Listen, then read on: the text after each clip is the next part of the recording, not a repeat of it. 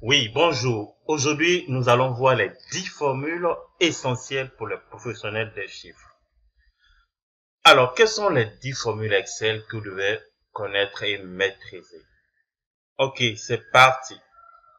Alors, ici, nous voulons effectuer une somme sur des ventes.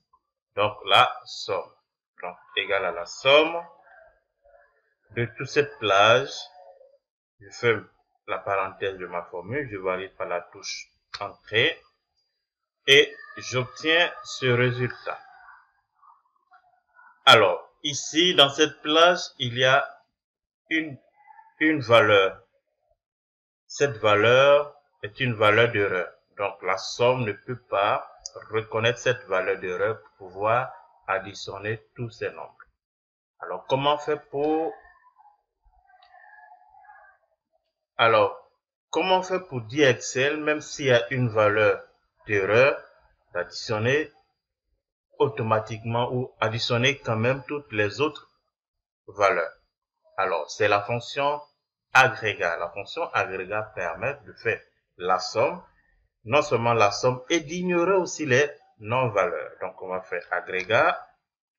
Alors, l'agrégat, soit c'est la moyenne, le nombre, le maximum, le minimum, le produit ou autre chose. Ici, nous voulons faire la somme. Donc, je viens choisir le nom de la fonction, somme.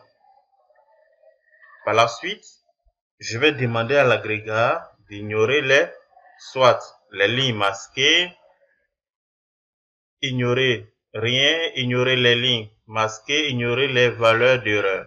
Ignorer les valeurs d'erreur, la fonction sous total ou agrégat. On va dire ignorer les valeurs d'erreur. Et par la suite, quelle est la plage que j'aimerais additionner? C'est cette plage, je sélectionne et je ferme la parenthèse de la fonction agrégat, de ma formule agrégat, et je valide par entrée et automatiquement j'ai le résultat. Même s'il y a des valeurs d'erreur, il n'y a pas de problème, l'agrégat peut les ignorer.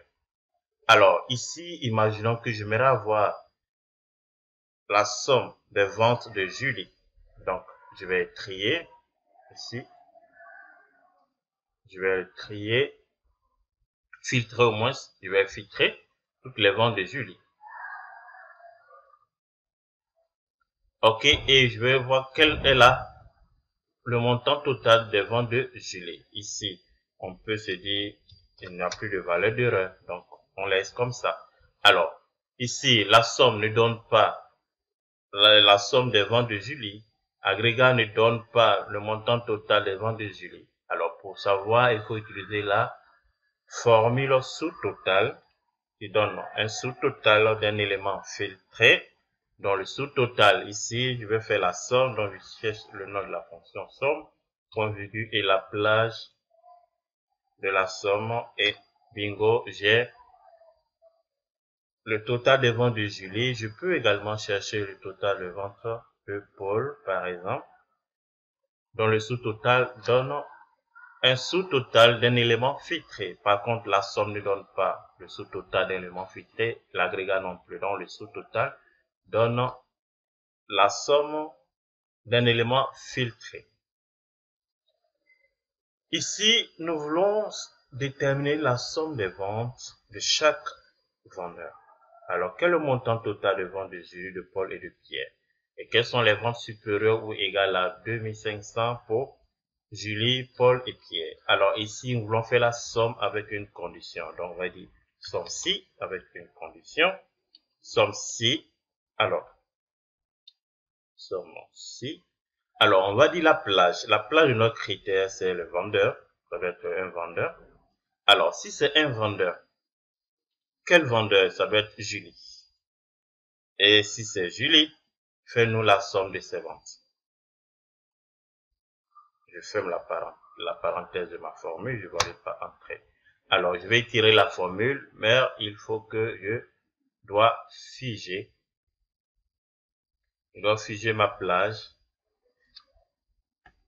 Je dois figer les plages. Donc, pour faciliter la copie de la formule, je vais tirer, et bingo, j'ai le résultat des autres. Quelles sont les ventes supérieures ou égales à 2500? Alors, il y a deux conditions ici. D'abord, ça doit être Julie. et ses ventes supérieures ou égales à 2500. Donc, égale à somme si-ans qui nous propose plusieurs conditions. Donc, plusieurs conditions, somme si-ans. Alors, somme si-ans, la plage des sommes. Donc, fais-moi la somme. Et lorsque c'est la somme, je vais figer d'abord pour faciliter la copie de la formule dans les autres cellules. Alors, fais-moi la somme avec un critère. Le premier critère, c'est vendeur. Alors, le vendeur, la plage, je vais figer aussi par F4 pour avoir le dollar. Alors, si c'est un vendeur, ça va être Julie. Si c'est Julie, OK. Mais il faut que toutes ces ventes doivent être supérieures ou égales à 2500. Donc, et notre deuxième condition, par le critère supérieur ou égal à 2500, je ferme la parenthèse, je valide par entrée, j'ai le résultat des autres. Alors, donc je vais tirer la formule et bingo, j'ai le reste. Ici, nous voulons attribuer des primes à chaque vendeur, à chaque agent commercial. Donc, la personne aura une prime si sa vente est supérieure à 2500. Donc, ici, on va dire si, une condition, si cette vente est supérieure à 2500, alors donne-nous un pourcentage. Donne-nous une prime ou un pourcentage de 12% comme prime. Dans le cas contraire, rien du tout. Et bingo, j'ai les résultats qui sont là. Je vais tirer et ça va. Alors ici, nous voulons faire le total des ventes de chaque magasin pour avoir le total ici. Alors, c'est comme si on faisait toutes les ventes. Attention, je vais enlever le filtre. Toutes les ventes du magasin 1 plus les ventes du magasin 2 plus les ventes du magasin 4 pour avoir le total ici. Alors, je vais juste utiliser une technique pour avoir le total de chaque vente.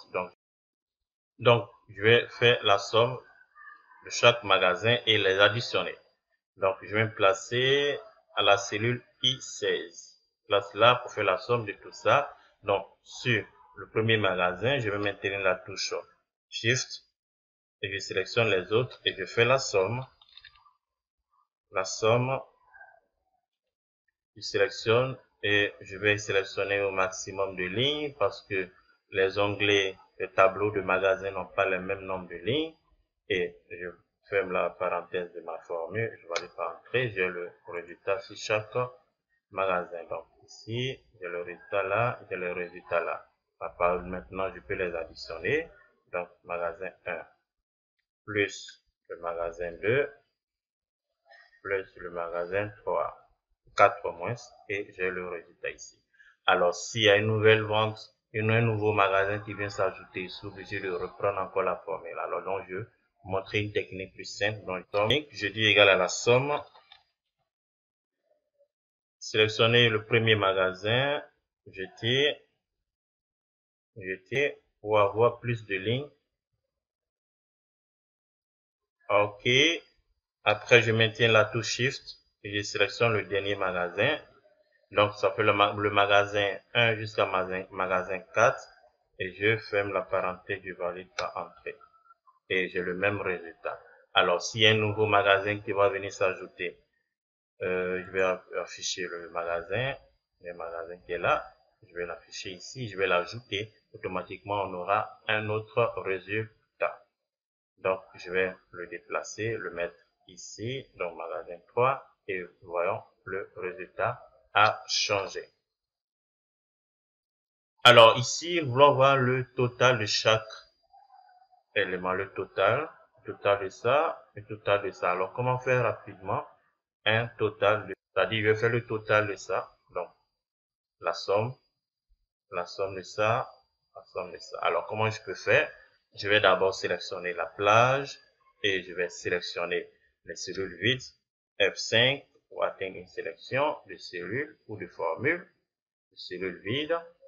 Je me place là, je dis Alt égal et automatiquement j'ai le résultat automatiquement. Alors, comment on fait pour pouvoir extraire le total de ce code pour le mettre ici? Total de ce code pour le mettre ici. On peut faire copier-coller, mais imaginons que vous avez au moins 70 lignes. C'est pas évident. Donc, on va utiliser la formule recherche V qui va